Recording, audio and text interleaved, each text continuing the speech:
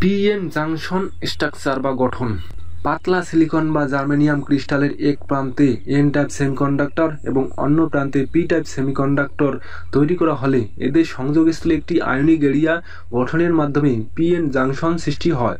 যখন একটি P type ম্যাটেরিয়ালকে একটি এন টাইপ ম্যাটেরিয়ালের সাথে যুক্ত করা হয় তখন পি রিজনে হোলের ঘনত্ব বেশি থাকে।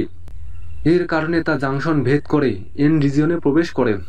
এন রিজিয়নে আগত হোলসমূহ জাংশনের কাছাকাছি থাকা ইলেকট্রন সমূহের সাথে রিকম্বিনেশনের ফলে নিউট্রালাইজ হয়ে যায়। সেহেতু এই এলাকা কোনো ফ্রি ইলেকট্রন বা হোল থাকে না। বিপরীতধর্মী চার্জ ক্যারিয়ার স্থানান্তর হয়ে নিউট্রালাইজ হওয়ার কারণে পি-এন জাংশনের মাধ্যমে চার্জ ক্যারিয়ার যাতায়াত করার সময় প্রতিবন্ধকতার সৃষ্টি হয়। অর্থাৎ ডিপ্লিশন লেয়ার বা রিজিয়ন গঠিত হওয়ার পর এর মধ্য দিয়ে মেজরিটি চার্জ ক্যারিয়ারের যাতায়াত বন্ধ হয়ে যাবে। পি রিজিয়ন হতে হোল পি-এন জাংশন ভেদ করে এন রিজিয়নে প্রবেশ করার সময় ডিপ্লিশন লেয়ারের পি পাশের বিপরীতধর্মী চার্জ নেগেটিভ আয়নের সাথে কিছু হোল রিকম্বিনেশন হবে এবং এন রিজিয়নে সমধর্মী নিরপেক্ষ হোল চার্জ বিপরীত দিকে ধাক্কা বা বাধা প্রদান করবে।